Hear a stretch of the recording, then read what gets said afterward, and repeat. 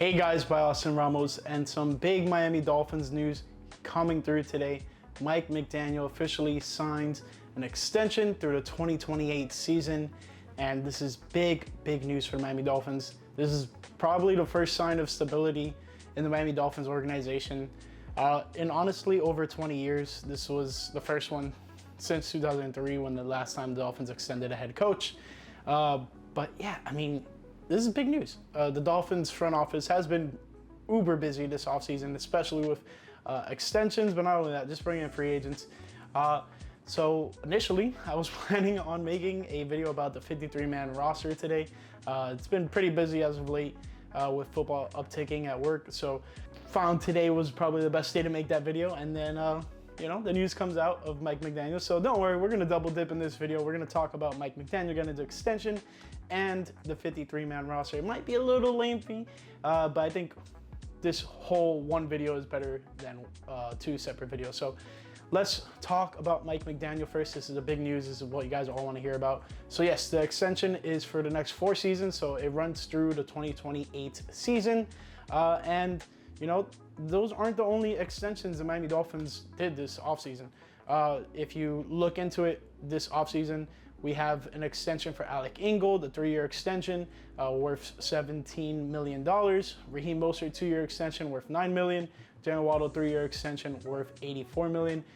Tua, 4-year extension worth $212 million. And then Tyreek, 3-year, $90 million extension. So the Dolphins are obviously trying to keep this group together for as long as possible.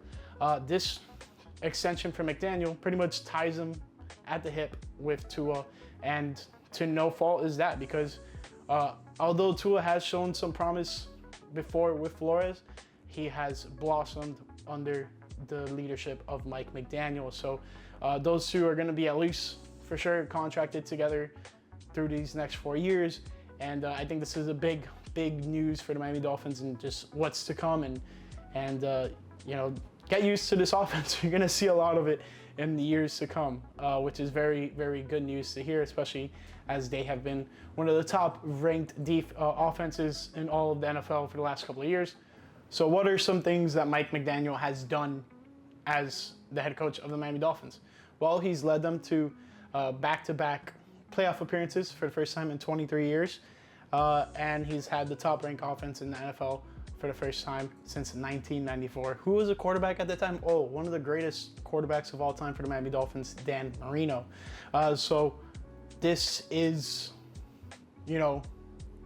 starting to feel like something legitimate.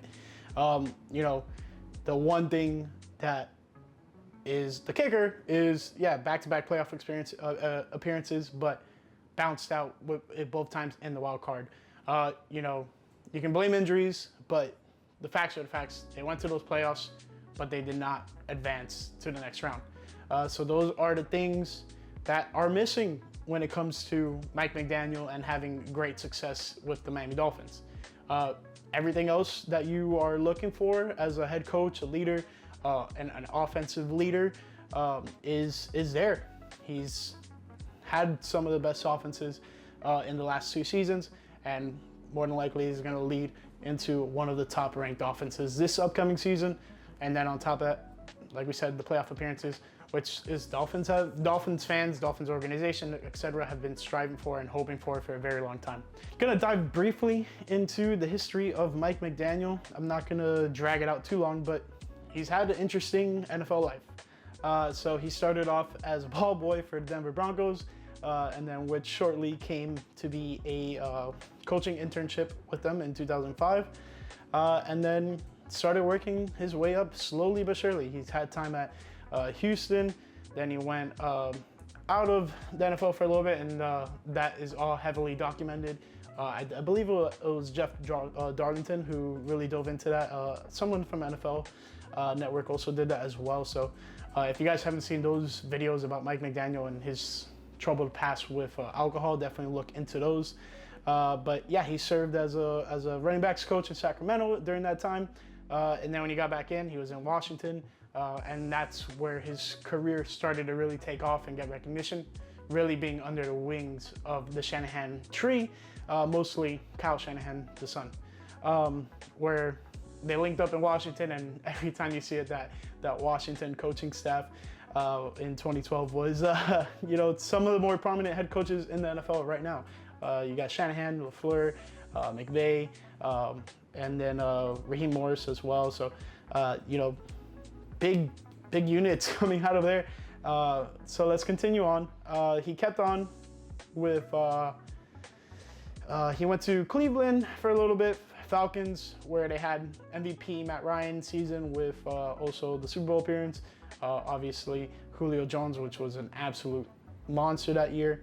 And then still followed along with Kyle Shanahan to the San Francisco 49ers, where he slowly but surely climbed up even more ladders and, ending his time in San Fran as the run game coordinator. So, that's why the Dolphins' run game has translated to being pretty successful, especially when you have a guy like Raheem Mostert who's familiar with not only McDaniel, but just kind of like the system and how that can be affected. Anyways, that's a little bit about McDaniel, just in case some of you guys didn't know. But yeah, first 2 years in Miami, back-to-back playoff seasons. Dolphin fans, including myself, are clamoring for more and hoping, more success is down the line. But let's hop off of McDaniel. As much as I would love to continue talking about him, I got him on the shirt here. Let's talk about the Miami Dolphins 53-man roster. So we're going to start on one side. We're going to go with offense, and some interesting things happened here. So on the offensive side of the ball, the Dolphins are only carrying 2 quarterbacks. So we have Tua and Skylar Thompson. Mike White was a cut on the 53-man roster day. It sucks, but the Dolphins were paying a lot of money to have him on the roster. And honestly, his performance in the preseason, love Mike White. I think the world of him, but the money doesn't make sense for, you're getting pretty much similar, maybe if not better performances out of Skylar Thompson. So those are things that, as an organization, the Dolphins had to take into account and find the best ways of moving forward. Unfortunately, it was cool to have the hometown kid, Mike White, come and be of service, but luckily his services weren't needed last season as Tua played all of the games. Moving on to the running back, the backfield more specifically, we have Devon Achane, Alec Ingold, Raheem Mostert, Jeff Wilson, and Jalen Wright. So obviously keeping a fullback on the roster with Alec Ingold, and I love it. They had a big extension for him, so love to see that. But Jeff Wilson was the one that would really kind of surprise me. But it's going to be interesting because what you're going to see next is going to shock you a bit, and that is the wide receivers. We're only carrying 4 wide receivers on the active roster heading into, the initial 53-man roster. It is Braxton Berrios, Tyreek Hill, Jalen Waddle, Malik Washington. You're asking, where is Odell? Where is Odell? He's on the PUP list. So we'll dive into that in a sec, but let's just keep on pushing through. We have the tight ends. We have Tanner Conner, Julian Hill, Jonnu Smith, and Durham Smythe.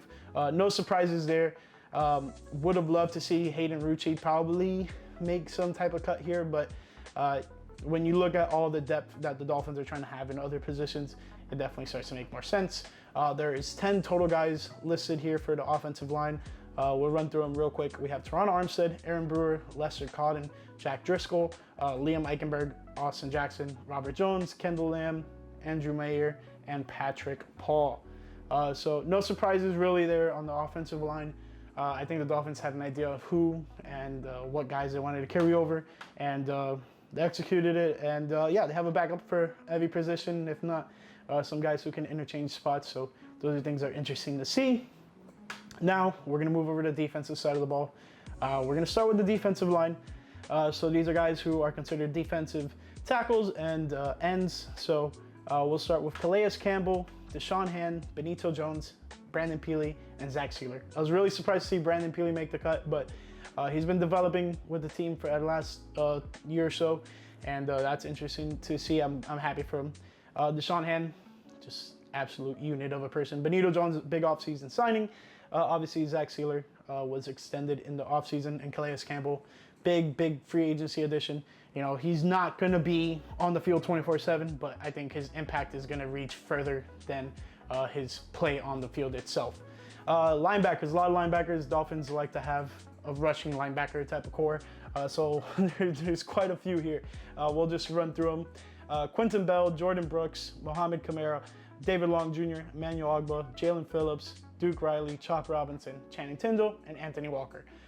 So of these guys, the guys who are true middle linebackers, we have Anthony Walker, Duke Riley, trying to see it real quick here, David Long Jr., and Jordan Brooks. Quentin Bell, his name is not ringing a bell for me. But the more outside linebacker rusher archetype we have here is Mohamed Kamara, Emmanuel Ogbah, Jalen Phillips, Chop Robinson. I forgot to add Channing Tindall to that middle linebacker position. But let's keep on moving to the cornerbacks. We have some of these will surprise you. It surprised me a bit. We have Ethan Bonner, Storm Duck, Kendall Fuller, Kader Kohu, Sirianni Neal, Jalen Ramsey. So the three cornerbacks you already know that are primarily going to be on the field, especially like in nickel packages. Well, we're going to have Kendall Fuller and Jalen Ramsey on either end of the field. Kader Kohu is more than likely going to lock up that nickel spot. But I like the depth with Storm Duck and Ethan Bonner. I would love to see Ethan Bonner get on the field. That would be very interesting. And who gets on the field first, him or Cooper DeJean? I'm pretty sure it's going to be Cooper. But anyways, Storm Duck, interesting to make the cut there from an undrafted guy. But I do think, one, this is just more so just money's sake. You know, unfortunately, Nick Needham did not make the cut for the Dolphins this year, but I'm pretty sure he's going to find some type of spot on another roster. I haven't really looked into it, more so just because I'm just worrying about the Miami Dolphins and what they got going on, but I'm pretty sure he can find himself a spot on almost any NFL roster, really. You know, any team that's looking for cornerback depth, I'm pretty sure he can make that team. Let's keep it moving. We have the safeties, and we have Elijah Campbell, Javon Holland, Marcus May, Patrick Morris, and Jordan Poyer. So, and then to round out everything, we have special teams. We have Jake Bailey and Jason Sanders. You know, some of you guys who follow the team pretty closely are like, oh, where's our long snapper Blake Ferguson? Well, I have some news about that. He was on the injured list. So I'm gonna dive into that a little bit more right here. But yeah, this, what do you guys think so far of the 53-man roster? We're gonna run through some of the injured and reserve players. So to start it off, we have Cam Brown, linebacker, number 47.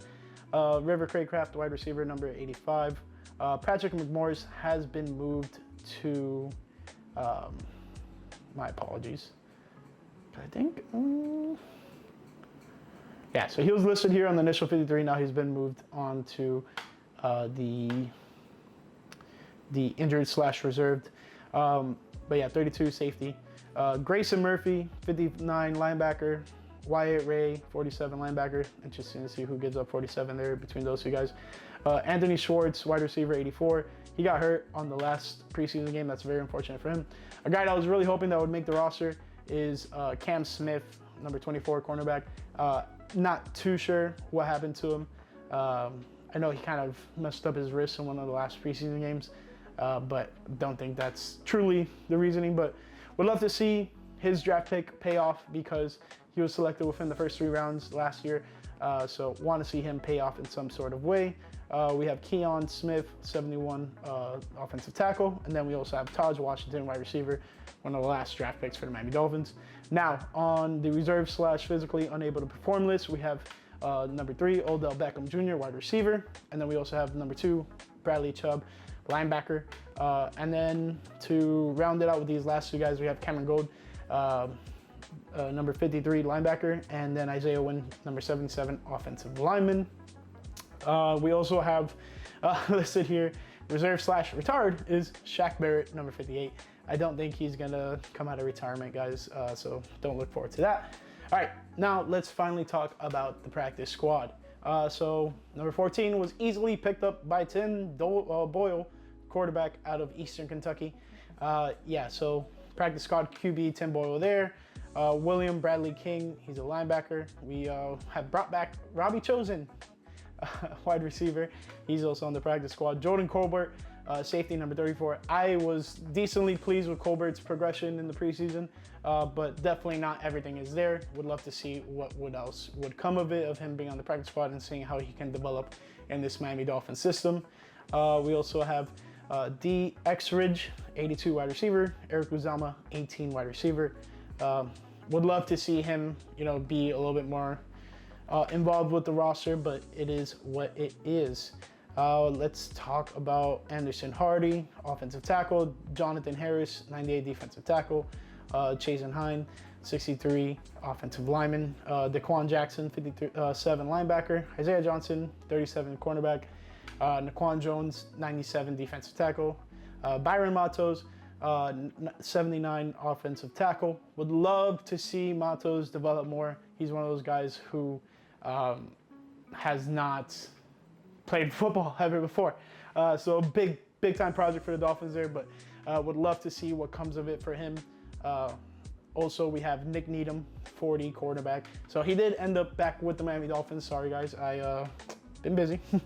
But yeah, kind of sucks for Nick Needham. He's been a guy who's prominently been on this roster, but would not be surprised if, boom, the first guy to go down for the Dolphins in the quarterback area, Nick Needham is going to be instantly getting that call up, but definitely going to be competing with Cam Smith for that spot. To keep things pushing, we have Deneric Prince, running back, and then Hayden Rucci for number 49, tight end. Love that Hayden Rucci ended up on the practice squad. Big move by the Dolphins. But yeah, I think this is a pretty good squad here.